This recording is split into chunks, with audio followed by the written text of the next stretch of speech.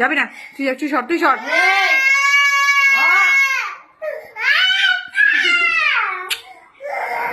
দেখো কি অবস্থা, সমান তালে দুটো ঝগড়া করেই চলছে। এদিকে দাদা বকছে বোনকে, বোন বকছে দাদাকে, মানে যা খুশি। আর ছোটটার মন মতো কিছু না হলে এই দেখো যাচ্ছে ওকে মারার জন্য বড়টাকে। কি অবস্থা, ছোটটার মন মতো যদি কিছু না হয় হলো।